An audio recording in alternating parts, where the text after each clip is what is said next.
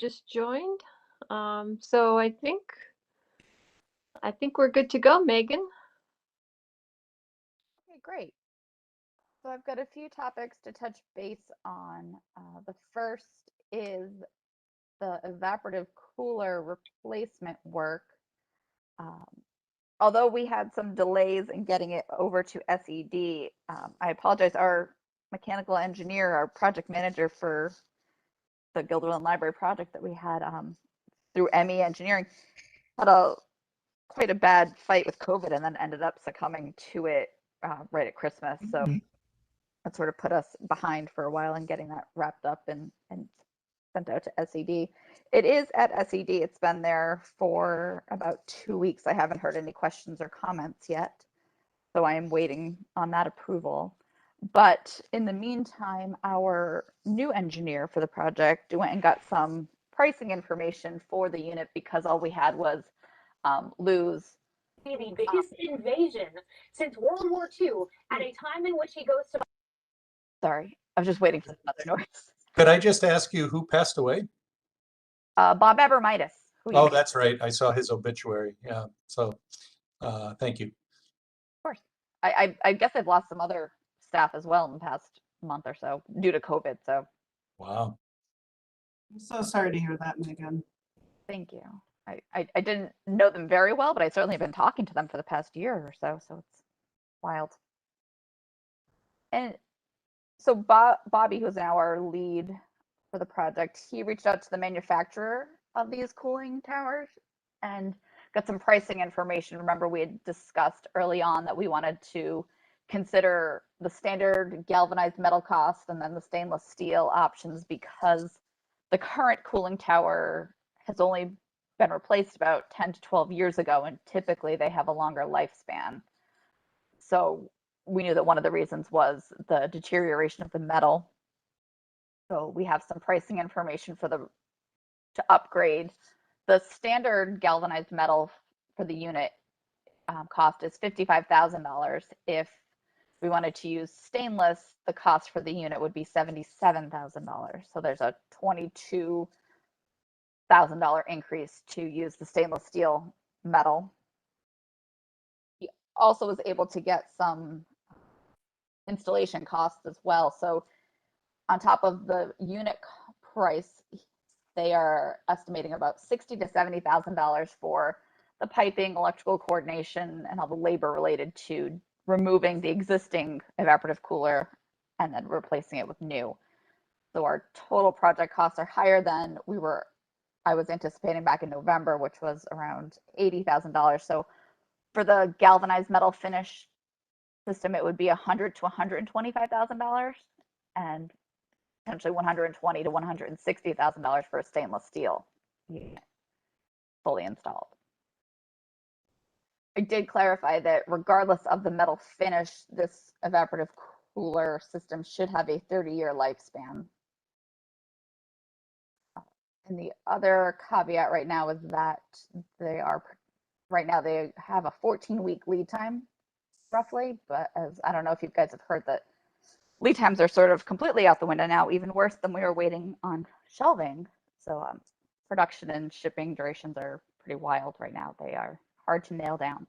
So Megan, in terms of the anticipated 30-year lifespan, another way of saying that is, we could spend an extra $22,000, but they are not predicting that we get anything for that. What the engineer and I have discussed is to make sure that all of the chemical treatment for the water going into the system is fully operational and the best it can be so that you don't see the deterioration or breakdown on the metal. Mm-hmm. That should be more beneficial and longer results. Hey, Megan, is that what we believe happened with the existing system? He believes that the metal, the chemicals in the water helped to break down some of that metal. Guilderland has very hard water, from what I've heard. Is that a factor, do we think? Yeah. Yeah. Mm-hmm. If I may, one more question is, do we know if there's a difference in the production timelines or or lead times based on the material? There's no variation for that. Okay. Oh, and what is the cost of adequate water treatment in That's- order to maintain? That's included in these numbers. That's $60,000 to $70,000 for additional piping, electrical coordination. That includes the water treatment that helps the device last longer? Yep. And is that an ongoing or a one-time treatment? It's a treatment system, so I believe you have it in the building already, or as part of the mechanical system already. So they're going to just upgrade it. So it should be a one-time cost. It may need to get updated over time, but it shouldn't. It's not an annual maintenance issue. Got it. But it failed in this last case. I guess I'm still stuck on why our galvanized, sorry, wait. I think it's an older system, so it's going to be upgraded. It's from the original building. Lou, Lou, are you on? Do you have any history on the water? Yeah, when the current one was replaced, we weren't mandated by the state to provide the chemical treatment for Legionnaire's disease. So the thing never got a chance to be acclimated to the new chemicals. Okay, so we feel confident that if the water is treated this time, we'll get the anticipated lifespan out of a new standard galvanized unit? Yes. Thank you.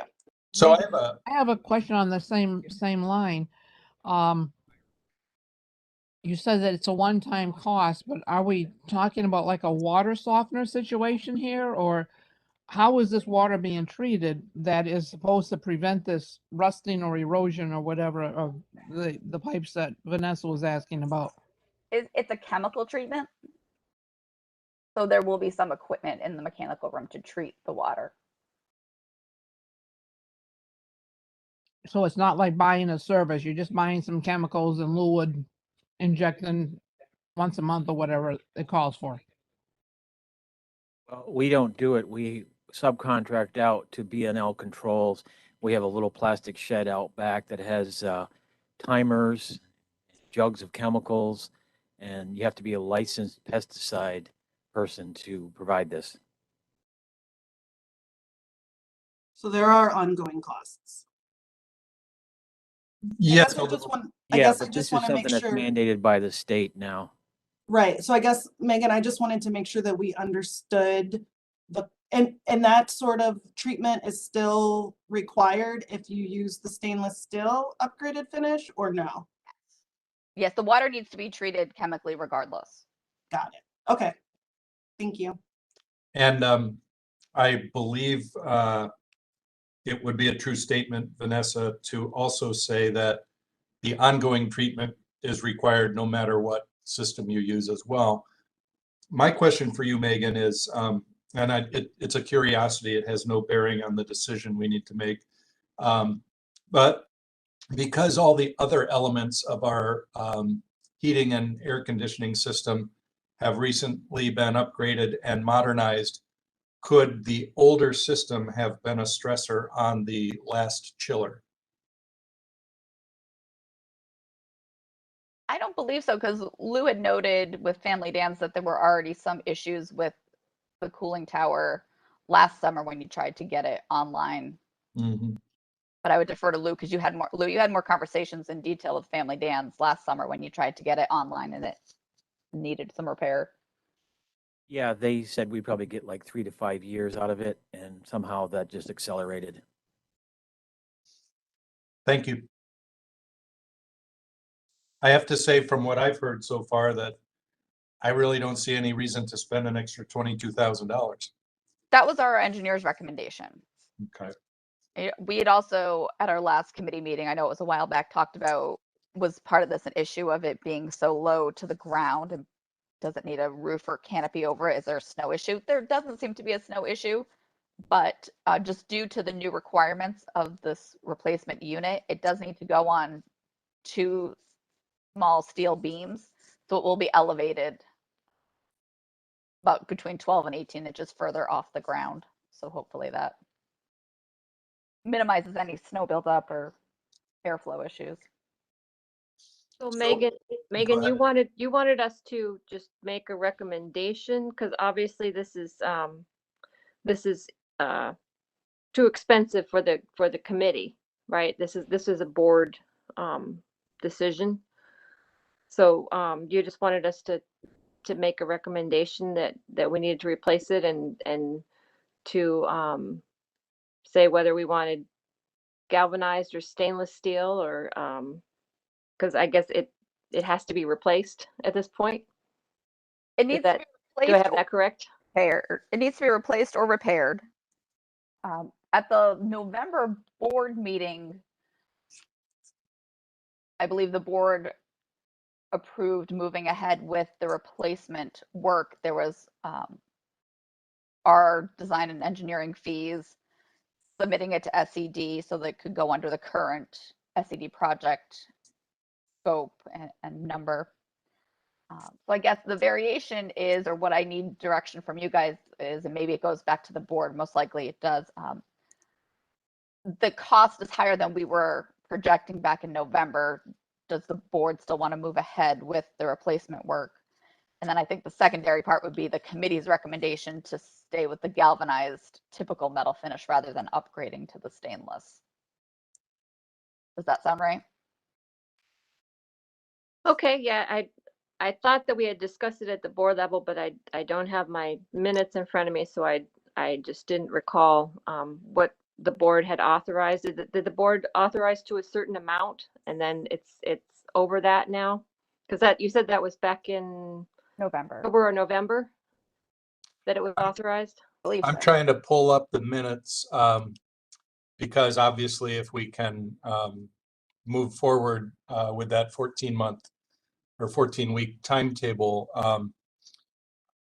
I'm going to try to pull up the minutes, and I almost think that if we don't have board authorization, I hate to suggest it, but I think we might need a special meeting, because the air conditioning will not operate without this in place. So as early as May, we could have hot weather and a difficult situation.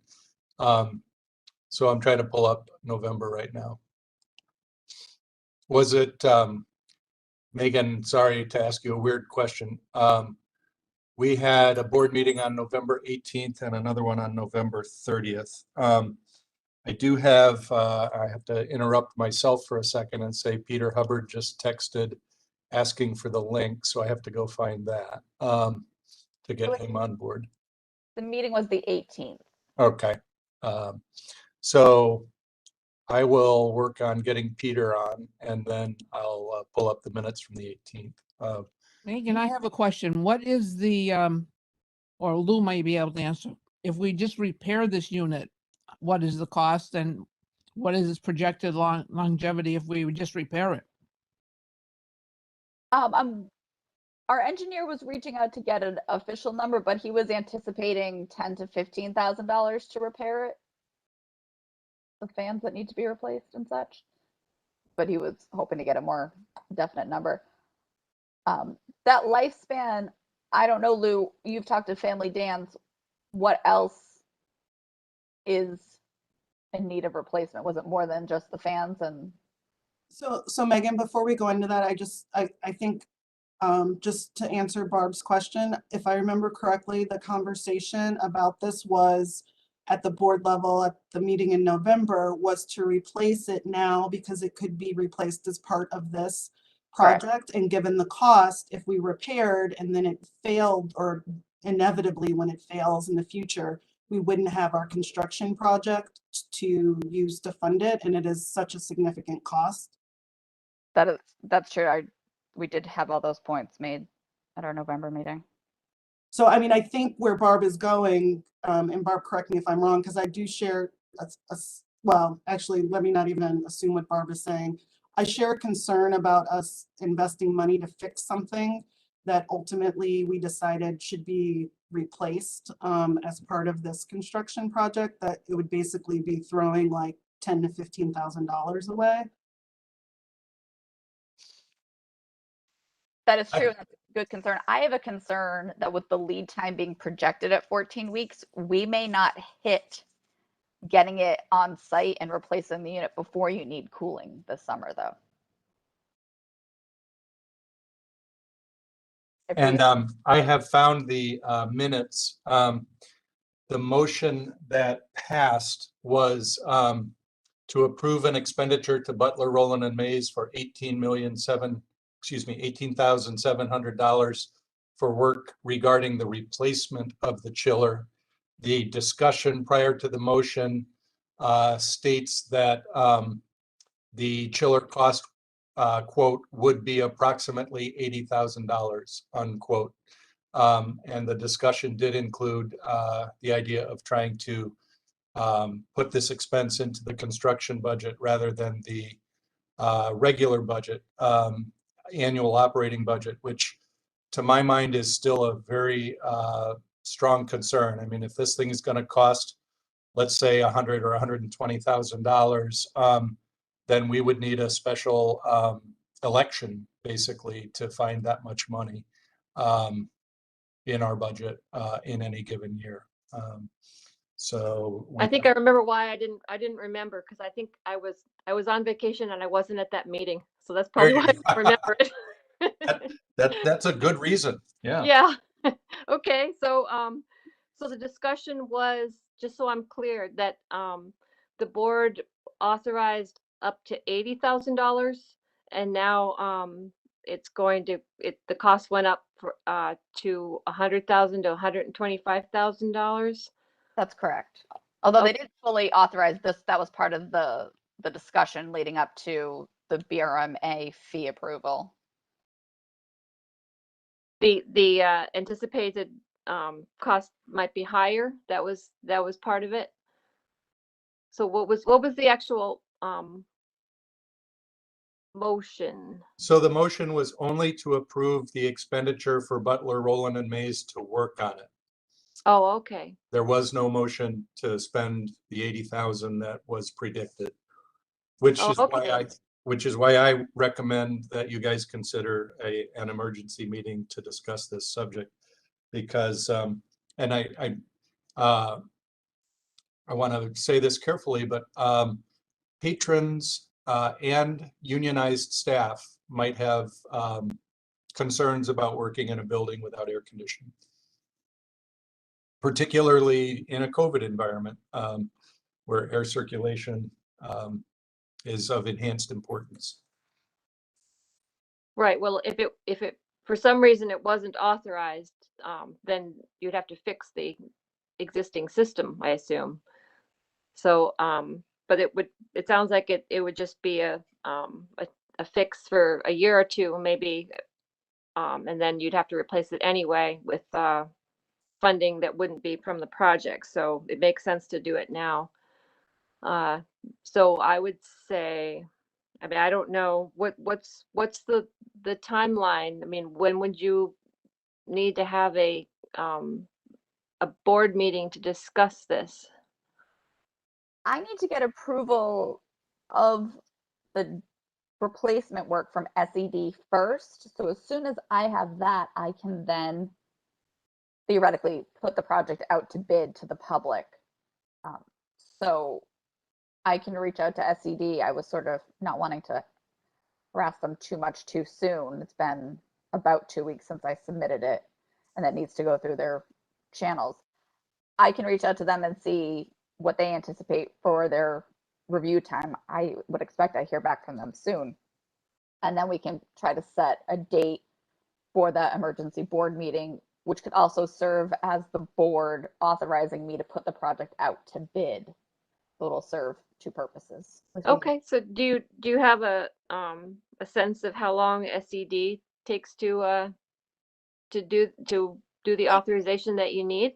They usually take about 2 to 3 weeks. Oh, okay. So we're at the 2-week mark tomorrow, I believe. All right. So we wouldn't need an immediate board meeting, obviously.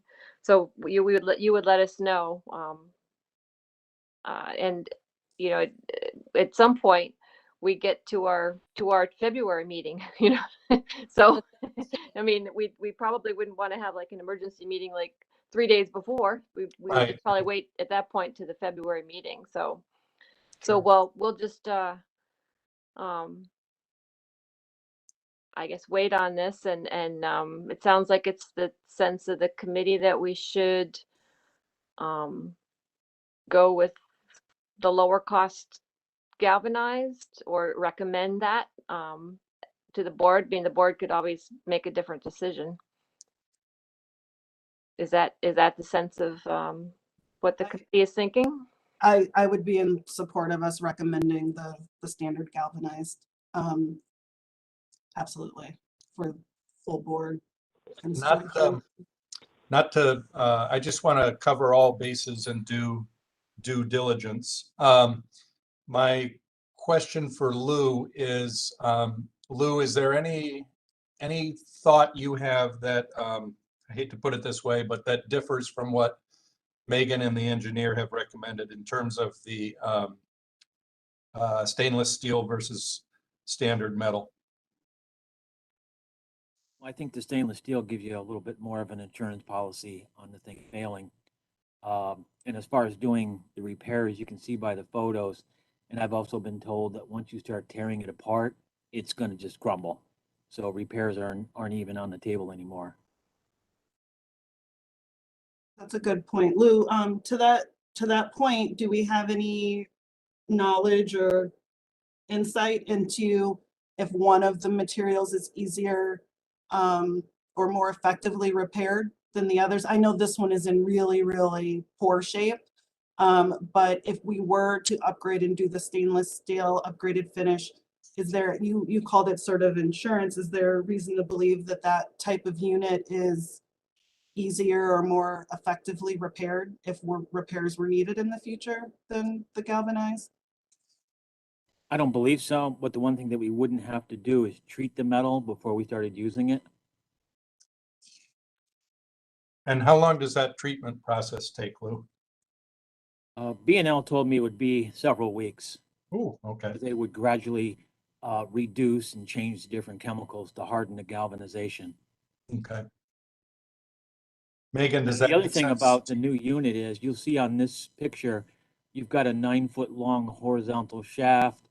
You've got 4 of those round squirrel cage type fans. The new units are going to be, the fans will be mounted on the top, sort of like a fan you see in your house. They'll be pointing up, there'll be no damper. And so there's no shaft to have to deal with anymore. And is that just a model, like sort of a feature of just the updated technology, or is that a feature of the stainless steel model? I think it's just, technology. It's the same type of fan we have on the new rooftop units. They've got these giant fans that just kind of blow up. The other thing that we also found was the current model we have is from a company called Baltimore Air Coil. We did some research and found out, and they got prices from a company called Evapco, which apparently is the model that we had when the building was built. Megan, do you happen to know, I know you're not a engineer on this subject, but from your talks with Emmy, is Lou's perception from our maintenance company true that it'll take a couple of weeks, 3 weeks to kind of season this thing if it's not made of stainless steel? My engineer didn't get into that much depth in terms of the chemical treatment and what was entailed in terms of the metal finish. So I don't know for sure, but I can ask him that, or we can sort of set up another meeting if we want to ask him any and all questions before we bring it to the board, if you'd like. Personally, I'm comfortable if you just research that, but I'm not like, I don't think it's the end of the world if it takes an additional 3 weeks. But if it stretches into July and it takes an extra 3 weeks, I still have a hard time spending $22,000 to buy 3 weeks of air conditioning, but it does seem like a factor worth taking into account, Tim, it doesn't sound like it's just that 3-week lag. It sounds like from Lou's research that the longevity may be better, although that seems to conflict with the engineer that Megan's working with. Yeah, and you know, I don't know the guys that Lou's been talking to on this, but I do know that ME Engineering is a top flight outfit. So, you know, if Megan and the engineers are saying that longevity wise, there's no real difference, I'm okay kind of trusting them on that. Although we could ask Lou to double check with Lou, I can't remember the name of the company, B&M, BTO, something like that. B&L Controls, they're the ones that have the water treatment system on it for Legionnaire's disease. Oh, okay. Yep. Okay. So maybe you double check with them and Megan double checks with ME. And when we get back together, we find out if there is any longevity difference, or why they have a difference of opinion over that. Kathy, could I ask you a quick, just sort of like process question? Sure. Where'd you, oh, okay, you're still there. So let's just play this out a little bit, because I'm concerned about sort of the unpredictability of like supply chain issues and timelines, especially with metal. So let's say that the board met and, you know, agreed with us and wanted to authorize going forward with the purchase of the galvanized finish one or whatever, and we approved putting it out to bid and whatever. So it's gone out to bid, everything's approved, like we pick our supplier or whatever, and we're in this sort of protracted waiting period, at least 14 weeks. What happens if that were to get extended and we find ourselves in a position where the unit is not available and not yet installed? Like, what happens? Like, what are our options? At that point, is the construction project closed? I guess what I really want to know is it possible that the construction project could pay for both a repair after we have approved a purchase of a new unit, or would a necessary repair to the existing unit and the sort of weight come out of the operating budget? I guess I just don't understand what our options would be to responding to a protracted wait time for an approved purchase. Kathy, can I just interrupt there for a minute? I guess my recommendation would be to buy some fans like we used to do in years past before air conditioning, and have everybody have their own personal cooling. If that were to happen, to repair it, having ordered the new thing. I don't know, Megan maybe can answer that, or Kathy, but there are ways that you can deal with the issue under, you know, these kinds of conditions that still would have people feeling comfortable. Sure. I mean, I don't actually know. I've not looked to know if our windows actually open and are screened. But short of that, I guess I didn't know really what happens once, you know, the board approves a purchase. Things happen all of the time, right? Like delays. I just didn't know what the boundaries were for costs associated with like a stopgap repair. Yeah, I don't really have the specific knowledge of that. I know that the construction budget would that we could take the new unit out of that. As far as if it didn't come and we had to repair the other unit, I'm just not I'm not absolutely sure. Maybe Tim or Megan have some insight into that. I haven't been in a situation where we needed to consider both options and paying for both. So I'm not sure how that would work. It might be that the repair needs to come out of operating, and then, as Kathy said, the approved expenditure can be billed against the construction project. That's the logical conclusion I would come to, even though I don't know the answer either. The windows, some of the windows do open. We have escape windows throughout the building, and most, if not all of them, are screened. Correct, Megan?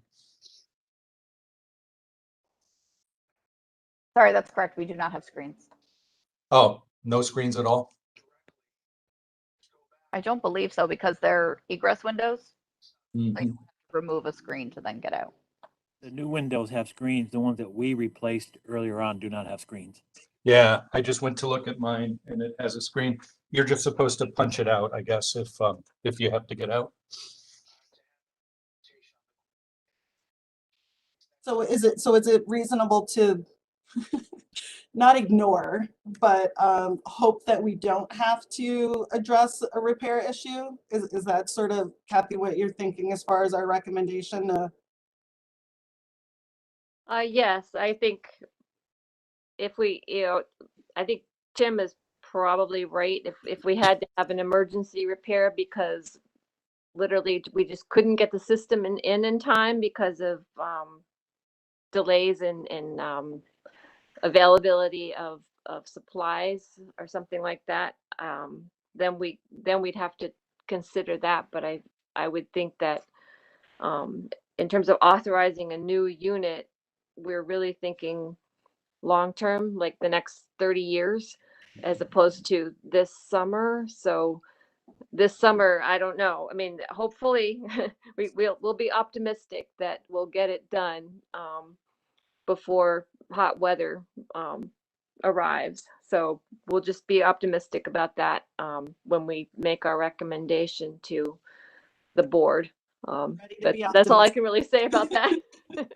And I guess I would just say, in terms of the repair that might be necessary, we'll just, I agree with Kathy, and then I would just say we'll cross the repair bridge when we come to it.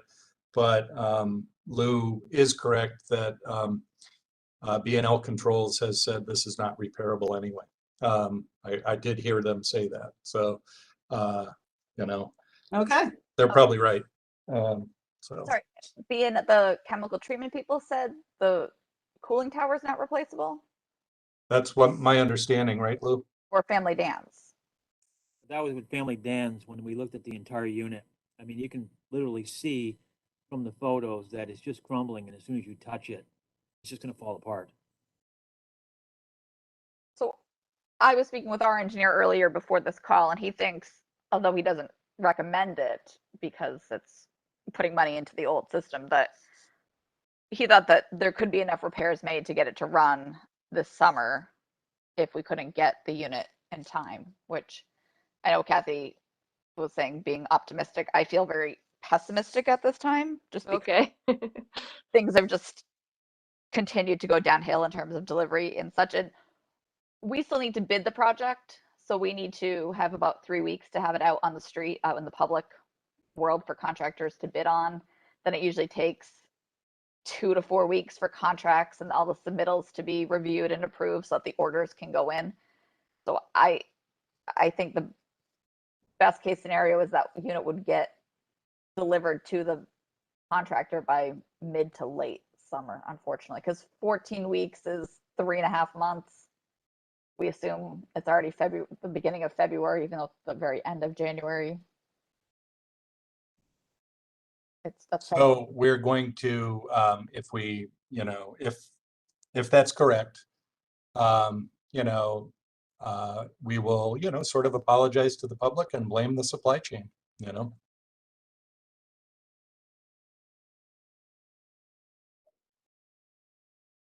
right. So the best we can do is maybe prod SED to get going so we can start this very long process. potentially then quickly schedule a special board meeting, and it should be short, 10 to 15 minutes to go over the metal finish, the updated cost estimate that's actually from our engineer and the actual suppliers, and then get it out to bid ASAP, and then either coordinate, depending on when we do this, having the board meeting, the regularly scheduled next board meeting, review and accept the low bids, or calling a second special board meeting to continue to expedite things so we can award the contract as soon as possible. So this would potentially occur 2 weeks from today, plus or minus a few days. Is that what you're anticipating? Yes, I'm hoping to, if everything works out well, maybe the week of February 7th have a special board meeting. I know the following week is your regular meeting, but still gives us 7 more days to be out. One more question, Megan. I am so sorry that I'm not perhaps tracking this completely. On this slide that's visible right now, we see sort of the updated amounts, 55,000 plus or minus for the standard galvanized metal finish. And then for the stainless steel, plus or minus 77,000. Then in addition to that, there's extra piping, electrical labor, and it says et cetera. That's 60 to 70. Is that et cetera include, what was it, 18,000 that we talked about in November for your firm's coordination, or is that in addition to these prices here? That's our design fee is in addition to these prices here. Okay. So the all-in cost of replacing the cooler is actually at the low end, $118,000. Correct. And at the high end, 178. Okay. I just want to make sure that we don't lose that point, since we explicitly talked about your firm's coordination fee and the cost of the chiller at the last meeting. So the cost of the chiller is actually the equipment plus piping, electrical, et cetera. Right. The chemical treatment and such. Yes. Okay. And the installation, right? Installation. Yep. That labor number, the installation. Yes. Okay. Steel And then, that needs to get set on. Megan, my question for you, I'm thinking the answer is probably no, but is there any way to, bid the project as you have to bid the project, but begin the purchase of the chiller at the same time and just tell the contractor, we bought it, you put it in? The amount, the anticipated cost of the unit exceeds $50,000. So your procurement restrictions would say that anything over $50,000 needs to be bid, and that's what we are doing. Okay. I had that thought, yes, but it's not on state contract or anything like that we could do a direct purchase. So I'm still trying to get creative. What if we ordered 3 of them from the 3 companies we're gonna bid and canceled 2 of the orders later? I have never done such a thing. Maybe not. I would guess you'd be putting down a deposit to, Ah, yes. Okay. Never mind. I don't know. I can ask our engineer, but Points for Sure, creativity, Tim. Points for creativity. if he or she wants to have a good laugh, feel free to run that by them. But, I mean, to Tim's point, it does say plus or minus $55,000. I mean, do we know that there's not one available for 50,000? I don't. I can have the engineer look. I mean, Because if I'm understanding, it's greater than 50,000. Would we be able to then order it? or if it were less, I think. Right. Well, I thought that the wording was greater than, I don't know, is it greater than or equal to 50,000 requires bidding, or is it greater than 50,000? If we find one, the point being, if we find one for less, albeit marginally less than the threshold, then it would be like we should all go out and buy lottery tickets. let me have the engineer investigate. I think it's greater than $50,000, but I don't actually I haven't read the language. Like Carol Cott and I had discussed it a while back at the beginning of the project. The purchasing. So let me ask the engineer. Thank you. So one of the advantages of getting the stainless steel is that cutting off 3 weeks of not being able to use the tower, correct, Lou? Well, not just that, but I think, stainless steel inherently is a much better product.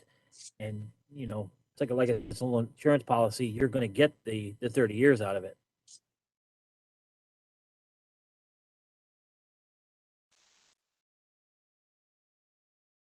That just conflicts with the statement from her engineer, anticipate a 30-year lifespan regardless of metal finish. Yeah, But because I'm sure that we were told when we bought this one, we would get 30 years. Yeah. Well, it just seems, in other things in life, stainless steel is always better than galvanized. So, I think we need to ask the engineer, why he or she made that statement. I'll review it with the engineer.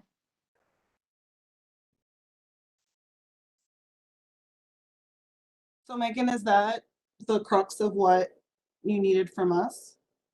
For the committee meeting today? Yeah. I'd like to spend more money as well. I'm just filled We with, have entirely other issues to discuss. Happy New Year.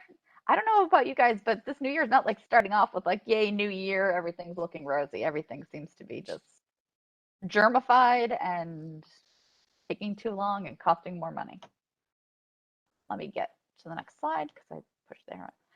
So following our meeting in December in person with Kathy and Vanessa, thank you both for meeting with me and Tim that morning.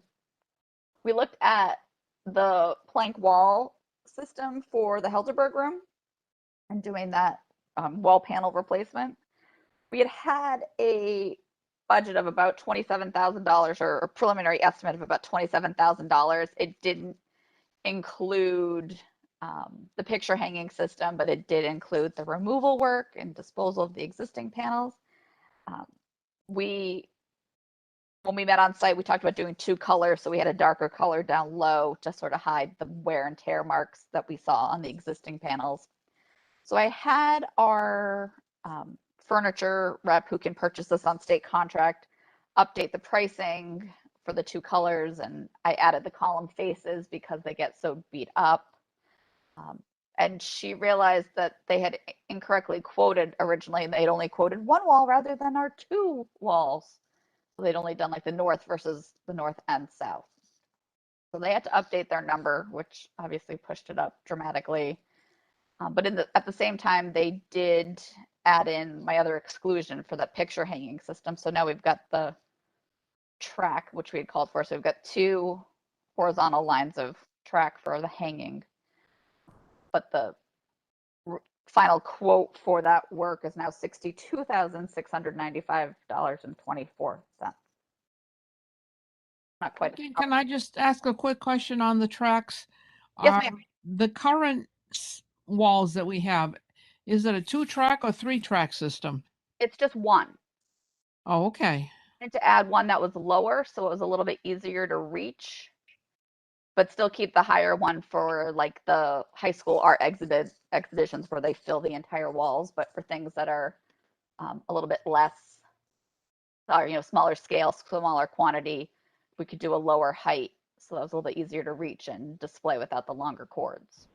Well, what I'm wondering, having gone to a lot of the art exhibits there, and again, my mind is maybe not seeing it correctly, but it seemed that there were at least 3 levels in many of the art exhibits of the kids' work, but there's only one tracking system. So how did they mount those other drawings So and things? they use pins and staples and things like that just directly into the wall for that exhibit. I believe the material is designed to accommodate that. I don't think it was the cause of needing to replace it, but they just use straight pins in many cases for that exhibit, because as Megan said, they do cover every square inch basically. And I just want to add in terms of the one lower rail, that typically almost any exhibit we do, the artist is in there mounting the exhibit on a ladder.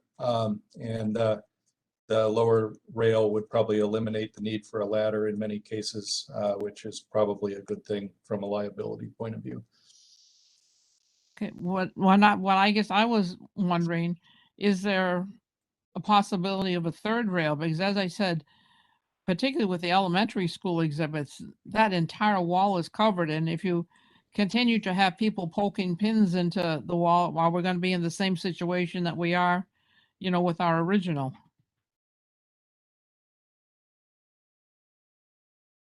I think that Again, am I correct in that the additional lower one could accommodate that as well? You would just hang them lower? I mean, how expensive would a third rail be? in the overall, Yeah. not much. I don't know what they didn't give me a breakdown on what that costs, but it's a segmented system. It's not very expensive, so it would probably be maybe another $1,000 to $2,000. Okay, can we at least just check on that? Absolutely. And maybe, the art teachers that bring stuff over there, have we gotten their feedback as to what they would like to see, seeing that we're updating it? Well, how much of time is the elementary art exhibit there? I mean, is that would we accommodate the entire room for that exhibit? I mean, how long does that typically go up, and what other uses are the wall, hanging things on the walls? Sure. I just Between- don't know if you'd want to like accommodate just one particular exhibit and just if that's just one thing that happens in the room. That's So just a question. So the elementary exhibit is up every April, and it's followed by the high school exhibit, which is up every May. And then we do other exhibits most months of the year. In terms of the additional rails, I do support the second one, but I think the third one would probably be too low to be useful the other 10 months of the year, when the higher rails, our hanging system allows you to attach a dangling cord basically to the rail, and then you can put up to 3 and sometimes even 4 pieces of art on that dangling cord. I certainly can reach out to the art teachers. I think the due diligence question is whether the straight pins are an issue, which I suppose, Megan, you'll have to ask Accent if you don't mind, because that's what they've been doing forever. So I'm sure that's what they're planning to do.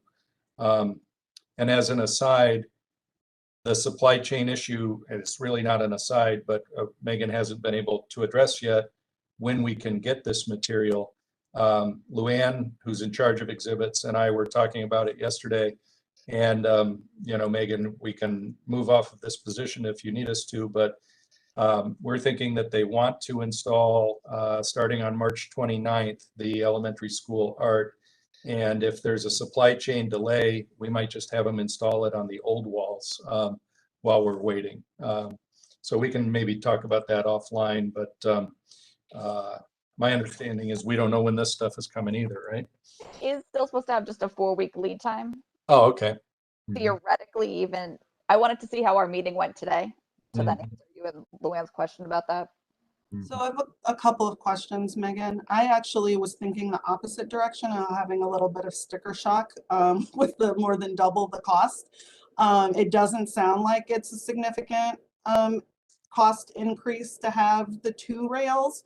And then I forgot what you said, you wanted to wrap some posts. Really, in the quote, I had just done the flat wall, skipped the column bump out that's in the room, and then done the other side of it. And looking at how much wear and tear the existing sheetrock shows on the corners, I thought we should put the tackable panel on the front face of that column so that it looks consistent and it hides that constant Sure. damage. No, I can completely appreciate that, but I guess in the spirit of, saving where we can, I wondered if you could let us know what the total would be if we went with only 1 rail and did not cover the posts and if there was like an alternative, like reinforced corners or something like that. Like even if such a small area got beat up more frequently, there are probably, depending on what it costs to cover them, maybe there's some cost efficient ways to maintain it. Like, I don't know. I guess sometimes little details like that are a little more intricate to apply. It's not a flat wall, can be significantly more expensive. And I would just like to know sort of where the costs are for those two things, just to consider if it makes sense. Absolutely, doing because that. Lou, with his staff, I helped him order, but then he installed those resilient corner guards on the columns out in the main collection space and in some of the back of house corners that keep, that are just susceptible to cart banging and such. Sure. That could be an option. They're only about a half an inch on each side, but that should address a majority of the wear and tear. So we could look at doing something like that instead. Yeah, I'm just curious because if it is a significant savings, it might be worth it. Absolutely. Just because and again, I don't have the frame of reference that you probably have. But in my head, I immediately went to, I'm like, I wonder what the acoustic benefits are to having just one wall have acoustic panels on it. Probably not much, but No, it wouldn't be the same. I haven't done any of these systems before, so I'm amazed and disappointed. I'm kind of greedy. Like I liked this idea. I wanted to help upgrade the walls, but I hate spending money like that. So yeah. Okay, thank you. That would help me. Megan, I have another question. The colors that you're showing us, are those the colors you're recommending? Because that was just sort of a nice photo of the system itself. We picked two neutral, but not too neutral. They hopefully will hide dirty fingers, bumps, and some bangs. So we did like I can send them to the committee with the updated quote too. Just like I think they're called like latte and light brown. So they're nice tan colors. We put them in the space, so we compared them to the existing wood finishes, the new carpet tile, and Kathy and Vanessa and Tim and I sort of looked at the different colors and narrowed down our selections to these two. okay, I was just concerned that they wouldn't be, sort of overshadowing the artwork that was. Exactly. We wanted it to be a neutral palette so that Right. but enough of color so that it's not white and shows, dirt and dust and Yeah, we actually went and looked in this space, and it was helpful to actually be in the space and look at it, look at the colors, and I think we considered a few different things and came up with something, as I recall. sort of the best case scenario from their 12 color options. Right. The colors were limited because of state contract. So All right, so I will get the cost variations for the two things we just spoke about, either adding the third picture hanging rail and then another alternate to do only one rail and not to do the column spaces. And I'll email those to the committee so that. Sorry, Megan, if it's possible to ask them to just, if they could itemize those, because like it could be, oh, second rails in, posts Yes, are I had out or something. Yeah. Yeah. Yeah, I don't want to deduct both things if one was the majority cost and not the other. okay, so we're gonna get back on that then, for Um, another meeting. do we? I'm not sure how to manage. I guess maybe we could do another meeting, or maybe a brief meeting sooner than later, just so we can get, if it's approved, we can get it ordered in time to be installed prior to that March 29th deadline for was it the high school installation, Tim? I'm sorry, I forget which school's doing the installation. Elementary school goes first. And this amount is a board meeting amount threshold, right? Anything above 35, I believe, required full board approval. It was for change orders. This would be a direct expenditure like furniture. Okay. So we reviewed our selections and such, and the overall budget. We didn't have this in an overall budget, so I guess we should review it at the board level. Kathy, I defer to you for how you want to manage it. Well, this falls within the amount that the committee could approve. So I'm not sure, I mean, we could, if we're having a special board meeting for the chiller, we could add that, or we could just get the updated, numbers and the itemization and then just have a brief, committee meeting. Cause I believe that, that's within our, our ability to approve it. Is that correct, or is that too much? I think, is it, what was our authorization? I'm like, I'm completely unprepared for that, but I think it was up to that. I mean, is that how you recall it, Tim? I actually recall 35, and maybe even 25. I'm not positive. Well, And that's too much. yeah, Okay. I also, I do recall speaking with Megan when we first approached the board. Many of you might not have even been on the board, but we first approached the board about the director's authority for change orders. And I believe our original recommendation was like up to 100,000. And I remember being a little disappointed when it was scaled back. However, it is appropriate to have public review of such expenditures. So, you know, I'm not saying you were wrong, but it takes a lot more time at this threshold than it would take otherwise. But anyway. Okay, well, we can add that then to the board meeting that we need to have to discuss the chiller. We can discuss the panels in the Helderberg room when we get the itemized and amounts. And I'm Sound going to good? ask this, it sounds good to me, but I'm going to ask Megan the same question. If this doesn't have to go to bid, is there any wisdom in ordering it before having the authority? Correct. It doesn't need to go to bid. It's a state contract purchase. Mhm. So So an order could be canceled if the board decided not to do it, right? And therefore we could get the supply chain moving. I believe so, because all you would need to do to initiate the order is a purchase order, but there might be some penalty or financial fee if you canceled. So Yeah, I I'm- mean, I think for what it's worth, in my opinion, I think that's kind of a slippery slope. I can appreciate why we would want to do, why we'd be interested in doing that to get things moving. But I certainly don't think I'd like to see the practice be to initiate something, ask for permission, and then cancel if we don't get the permission. Feels problematic. Yeah, now that you mention it, it kind of reminds me of some maneuvers my child might try, you know. So we It will, sounds like we have time, right, Megan?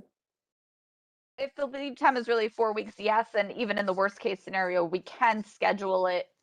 If we can't get it installed before March 29th in the April showing, I think that those panels are going to be so well covered with the school art displays that no one will notice the poor state of the panels, and we can then do the installation following the art exhibit. Oh, and actually, you just reminded me of a question. With the hanging system, I'm just thinking about student artwork and the fact that pins are used. With Yeah. the hanging system, what is sort of the platform or the surface that the art needs to be on in order to use the hanging system?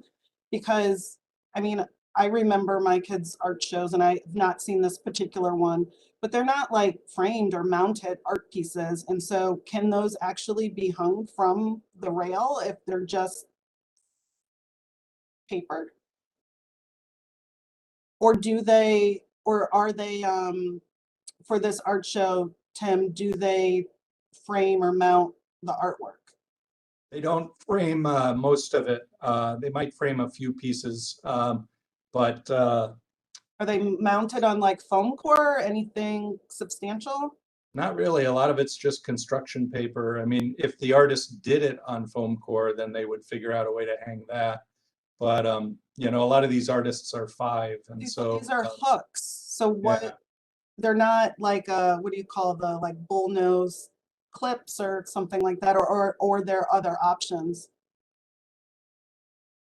I don't know. I've made a note to ask the art administrator how they hang, and I wonder if some of it is using mild adhesive, you know, like a double-sided tape. Oh, you no, know. I really would not like to see They're not- adhesive on our brand new. I mean, I know that this year there's the potential of them using the old panels. Mhm. But going forward as a practice with brand new $60,000+ panels, I don't even think I want to see push pins in it. Mhm. Well, I'm gonna ask the school how they hang, because I've never paid that much attention to it. And I hope that Megan can ask the supplier. I will. Okay, I'm not sure if you can see I pulled Yeah. the website up on my screen right now. Yeah, but all I see are clips. I Yeah. mean, sorry, hooks. Yeah. And what I want to see is something that's a clip. So we might have Let to me ask interject them. here a little bit. When we have the school district here to do their art shows, it's typically T-headed pins and a ton of staples. So we need to know from the supplier whether it's designed for that or whether that's a bad practice. I did ask the turf, this panelized system, and they said that yes, it is fine to pin and staple into it, because I anticipated that was what the installation method was for these kids' art shows. They said it's fine. It's not self-healing. I took an extra piece and stabbed at it pretty aggressively, and you don't see nearly anything after my attempt at ruining a panel. I do not like this idea, but I will take your word for it. If it's not self-healing, that sounds like over time, you're gonna see holes. Well, the current stuff has been up there since we opened in 92, right, Lou? Yes. And nobody's ever noticed or complained of any holes from push pins or staples. In my 8 years, have they with you, Lou? No, but it takes us a good 2 to 3 weeks to vacuum up all the staples and pins. Okay, fair enough. I'll get over my anxiety of putting holes in our beautiful panels. So, Just an idea, is there any type of panel that, you know, is maybe metal backed where they could use magnets to hang artwork? I don't know, that's an interesting idea. If you could get a strong enough magnet to hold up the paper material. Why don't we put a layer of magnetized metal behind it? Oh, Given the thickness of the panel, I don't think it would. yeah, I'm joking. Oh, I kind of liked it as an idea, but Yeah, I like it as an idea. If they sell it, we might as well look at it. But I kind of think it's an idea ahead of its time, perhaps, Lou. Anyway, And typically, the only issue we have is when the school does their art shows. When we have artists that come in or the general public, most times their artwork is in frames and they hang from our art hanging system. so it's just the annual school exhibits that use the staples and pins. yeah, 2 months of every 12. So it's 2 installations per year. Yeah, so yeah, it's 2 installations and 2 removals. So it is, Well, I was thinking like 2 sets of staples and 2 sets. yeah. Jim, isn't there a middle school one as well? I thought it was just 2. Like maybe the second one is middle and high school, and the first one's elementary, because as you know, we have 5 elementary schools, but only 1 middle and 1 high. So maybe there are fewer teachers involved once they get to the middle school. I think it's Also- just the elementary school and the high school. We used to have a third show and it was just the art teachers.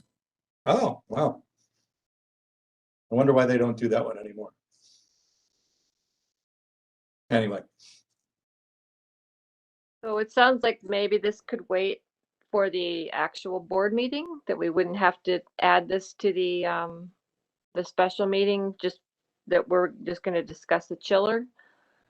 it could wait till the February meeting, possibly, since it's not a long lead time.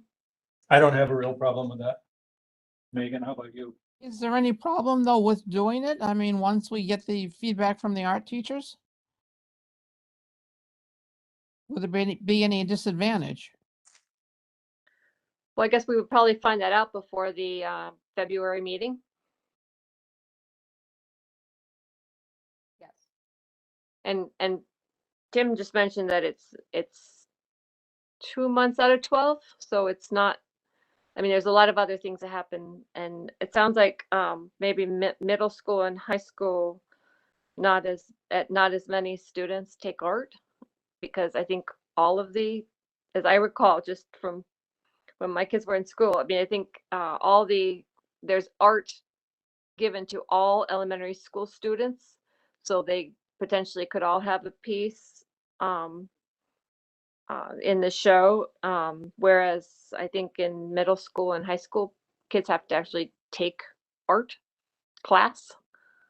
I remember in middle school, I think that they had a special class during lunch. So anyway, so is there something else that we needed to discuss? There was one thing that the staff had asked about. They wanted to do a small plaque at the barn just to give a little bit of the history of where the wood came from and that window came from. And I said I would vet it through the committee. What we know is that the barn wood came from a barn behind a white carriage house that is located across the street from the post office in Warrensburg. And then the window came off a Cape style house in Greenwich. So what I would say there is I support the concept, but I think we also need to do the same thing over by the fireplace, and perhaps by the aquarium for slightly different reasons.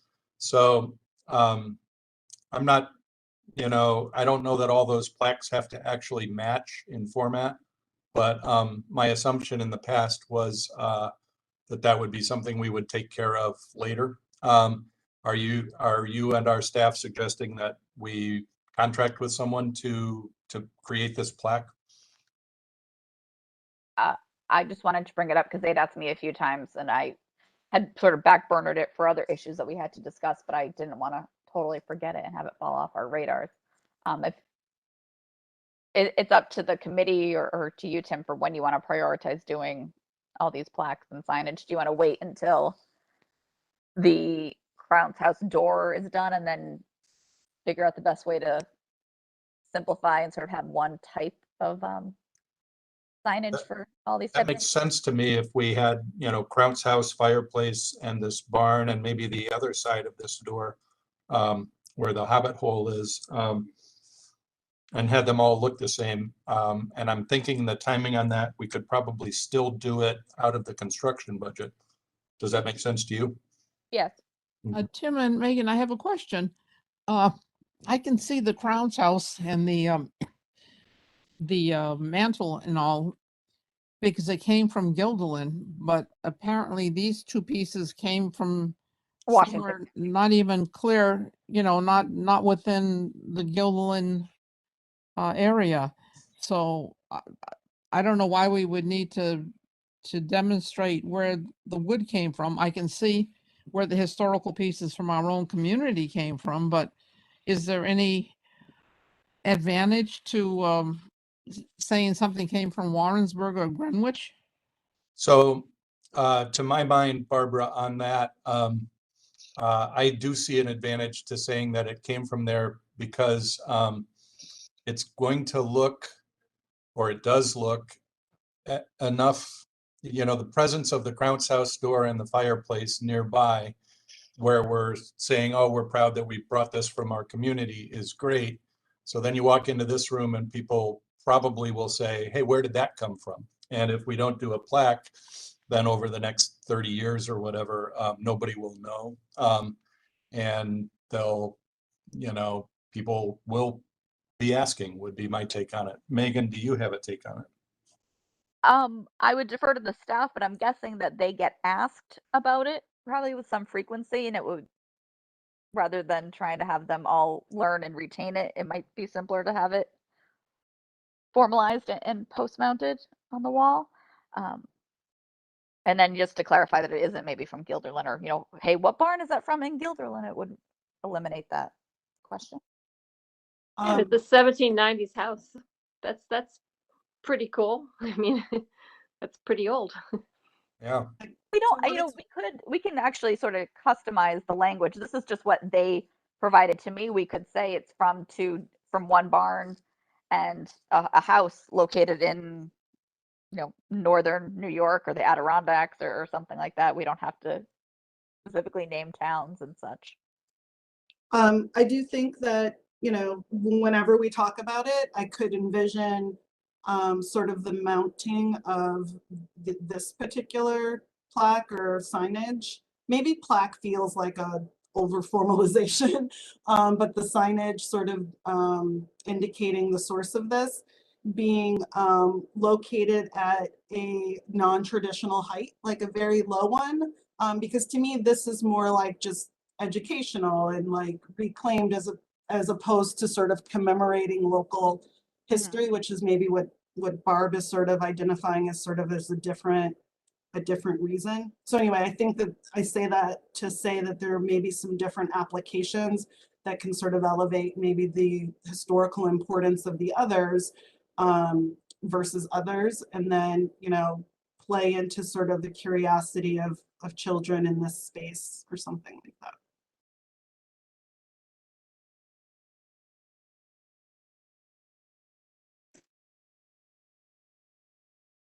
Sounds good.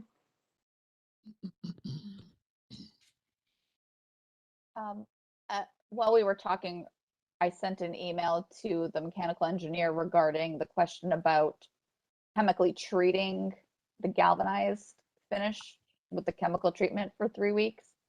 He said he didn't believe that there was a 3-week conditioning for the galvanized. It was more if the existing unit needed to be refinished with new pieces needed to be added to the current system, that it might take a few weeks to recondition the metal, or condition the metal. Sorry, it's not recondition, it would be condition the metal, but the new system he did not think would take 3 weeks, assuming that the chemicals were already at the proper pH level and such. So we might not have that 3-week delay with the galvanized metal. Circling back to our whole cooling tower question, sorry. I get excited when these emails pop in.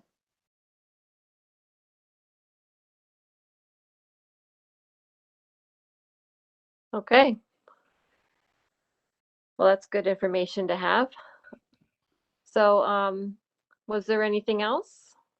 I've taken an hour and 15 minutes of your time. I also had some site furniture stuff to go over, but we can hold it till the next meeting if I've burnt everyone's brain cells for their lunch break. Yeah, I'm gonna have to scoot, but don't let that prevent me from going on if you prefer, Kathy. No, I think we probably wrap things up for now. Should we schedule another meeting? I mean, we had done every 2 weeks on Wednesdays in the past. Should we tentatively schedule another meeting for 2 weeks from today at the same time?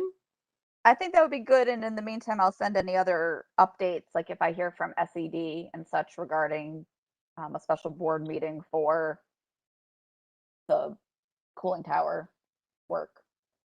So we can all Okay, so 2 weeks from today then, and I guess we'll send out have Jenna send out a link. I'll talk to Jenna about that. Okay, sounds good. All right, Time. so are we all set? I think so. All right, I got one more thing if you can. Okay. okay, I just got an estimate from Flex Electric to run electric to our new garage and to put in 8 or so electrical outlets, some lights in this roof, and outdoor lights. And that estimate came in at $7,500. That also includes excavation to run the underground line.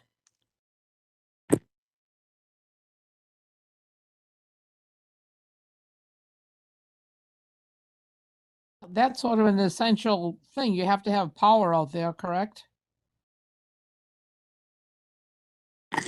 Well, we don't need it, but it would be really nice to have some lights and to be able to plug in battery chargers and use the electric start on the snow blower. Right. To me, that's sort of essential. So, do we have to go out for bid on that, or just let you talk to different vendors? How much were you thinking? The estimate came in for 7,500. Oh, 7,500. Okay. So, do you want to bring that to the next meeting? Is that something that, actually 7,500 can be authorized by the chair and Tim if needed. And I would be in favor. Yeah, and I think what's going to happen is if it gets approved, they're going to do all the wiring inside the garage, put the outlets in, the lights, the switches and all that stuff. And they probably won't be doing the excavation and bringing the line into the building until spring. But, and as a related piece, and Lou and Megan could correct me if I'm wrong, but, Flex has just, I think, just one more detail to work on here, which is can lighting that they're having a difficult time getting a hold of. And if they happen to get the can lighting and we have the okay theoretically from today's meeting, it would allow them to batch that work. Like, I'm just, as you may notice, generally in favor of getting as much of this stuff moving forward as we can. So my feeling is if it's 7,500 and that's below the $10,000 threshold, and I know I'm comfortable, I'm sorry to put you on the spot, Kathy, but it sort of just means if you agree, we go forward. And if not, we'll have a discussion in 2 weeks, you know? Well, we also have, Peter still, so we could have it, a committee decision if, what do you think, Peter? Are you in favor of the, okay, You should. all right. I would be also in favor.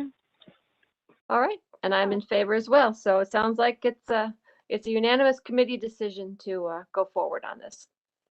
Thank you, everybody. Hey, Kathy, one more quick question. Sure.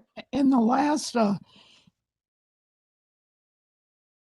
excuse me, in the last report that we got, I think from Maria or somebody on staff, they were complaining about certain things that hadn't been done yet. And I don't know if we have addressed any of those in this meeting. I would say, and Megan can jump in if she differs. I would say that most of those items still need to be addressed, but I don't think, I think they need to be addressed by contractors who are waiting for a part or batching some work.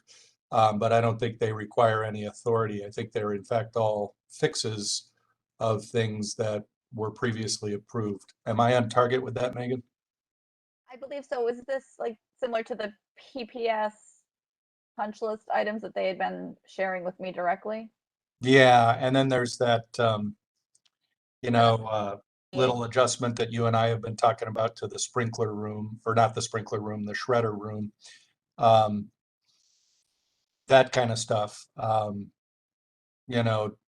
don't think rises to the level that, it needs any committee attention. I'm not sure what you think. I don't believe Are these so. like just punch list items, as you would say? Mhm. Yeah. Or is it something changed? Well, there are some of both. But, and then, of course, anything that was a real expenditure or a new expenditure would come before the committee, I think, right, Megan? Correct. Mhm.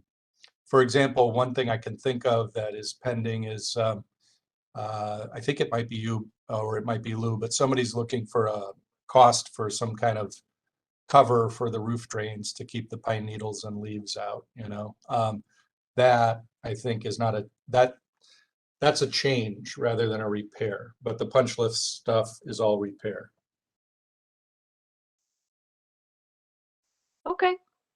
Yeah, Well, like we since, we could bring it to the next meeting if necessary. What do you think, Megan? I think that's fine. I'll double check with Maria. I just actually pulled up the most active version of the list. And if it's things like now that we've had this cold snap, there's a few cracks in the new sheetrock taping. So we've got those all documented, and at the end of the winter, we're going to have the contractor come out and patch all of them at once rather than coming out now and then potentially again if it gets cold again. So that's one of the things. Another thing is like the new one of the two computer tables where the segments come together. They're not perfectly flush, so that screw needs to be adjusted. So they're all sort of minor things that just need to get attention directed to them or scheduled, but nothing that involves any expenditures at this time, which is great. Okay, sounds good. A great question though, Barbara. So is there anything else? Not for me. I can give you guys a break. Okay, well, then we'll be adjourned for now, and then we'll meet again in 2 weeks. Sounds good. Thanks, everybody. Thank you. Okay, thank you. Thank you. Bye. Bye-bye.